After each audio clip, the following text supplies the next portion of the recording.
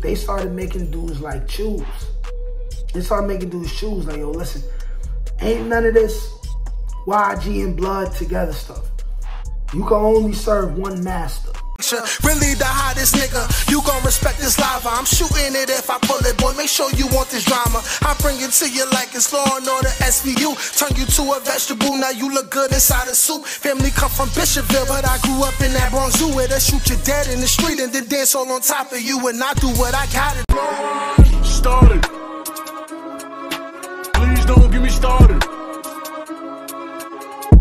Started.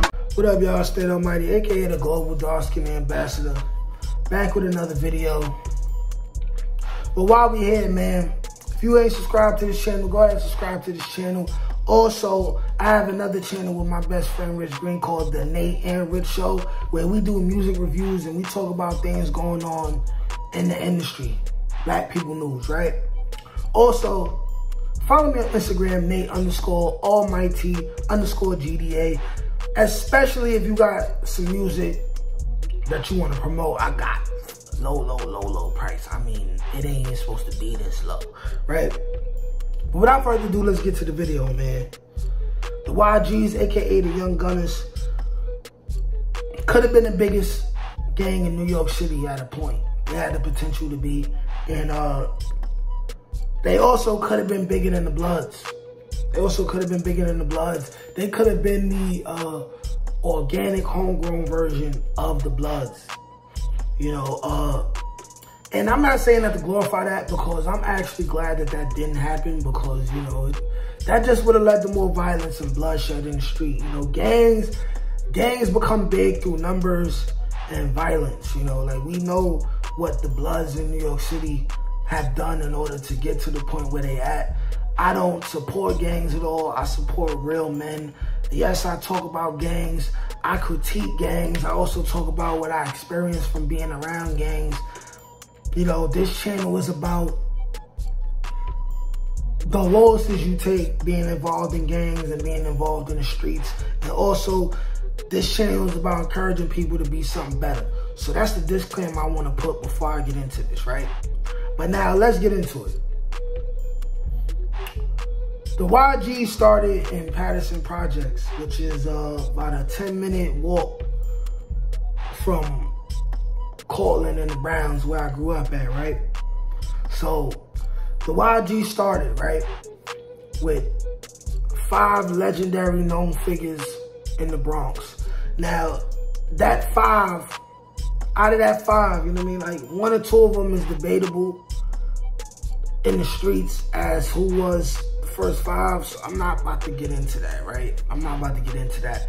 But 5 legendary street figures in the Bronx came together at a young age, maybe 14 to 16 at the time, or something like that, right? They got together, they started this thing, and then it grew. It stretched out to, you know, Cortland Avenue, Maria Low, My Haven, and it stretched all over the Bronx, made its way to Harlem, right? In the process of that happening, the dudes involved started going to jail. So they started going to places like you know, Spofford, Horizons, Juvie, where the numbers began to grow, right? You know, then, you know, some of those people started going to Rikers Island. Now here, Rikers Island up north, this is where the numbers really started to expand, and organically, because you got to understand, at the time where Yg'z started, you wasn't even allowed to be down unless you was locked up for a body, locked up for a pistol charge, locked up for an attempt, right? Or some type of crazy violent crime, right? If not, you wasn't even allowed to be down. So that's how it started, right? So the first considerable amount of leaders were all people who came from a specific kind of cloth, right? So now, fast forward a little bit, I get to Rikers Island, 2008, right? Neck and neck, Yg'z and Bloods, at least for adolescents, right? So now it's getting crazy, The numbers is building. I'm I'm moving around the building, and you're seeing that there's YGs not only in the Bronx and Harlem, but Queens, Staten Island, Brooklyn. All 5 boroughs are coming across each other, meeting each other in Rikers Island, C-74. People is getting more and more drops. You know what a drop is? That's just when you put somebody under you. And it'd be like, and somebody be like, yeah, I know, yeah, that's my drop. Like, yo, he's under me. I turned him like YG under me, right? So it's expanding and it's becoming this big thing. Like, you gotta understand, at the point where I entered Rikers Island, every single house where at least 2 people, because most of the time it was 2 people, but sometimes it get real gangster, it'll be 1 person who run the crib, right? But in most places in the 4 building, it's 2 people who run the crib, right? At least one of them was always YG. At least one of them, and chances are the other person would be blood. But then it started happening where a lot of the bloods were becoming YG because they was feeling the YG movement more because it happened in their age group. It happened in their age era. It wasn't something that they just watched growing up and they aspired to be. It's something that they was helping being a part of. So the energy was different, you know what I'm saying? Like the younger dudes gravitating towards, you know what I'm saying, the young gunners more. You feel me? And like I'm telling you, like gangsters from Brooklyn was turning YG. Even though I ain't gonna lie, it was least people in Brooklyn turning YG, but it was happening though. It was happening. So now they getting down with it in jail, and then they going home, and then they turning more people YG under them. It's becoming a major thing. Then the Bloods, who, I'm not gonna lie, when it comes to the art of war and when it comes to playing chess, they did a smart move, which is where they started, you know what I mean, like squashing in most situations the growth in a way up north. Not in the streets, but in the jails. The jails would have been the key, right, to making the YGs the biggest gang in New York City, right? The Bloods, all the big homies was like, yo, y'all little dudes, I see what y'all doing in adolescent, C-74, but when y'all come to OT, which is when you turn 19, you go with all the older dudes, all the dudes that's 19 and older. All of them. So you know what I'm saying? They're like, yo, when y'all come over here, they started making dudes like choose. They started making dudes choose. Like, yo, listen, ain't none of this YG and blood together stuff. You can only serve one master. They started really playing chess. And I ain't gonna lie, I respect it. They started really playing chess. They like, yo, listen. You come over to this side and you go up north, you gotta choose.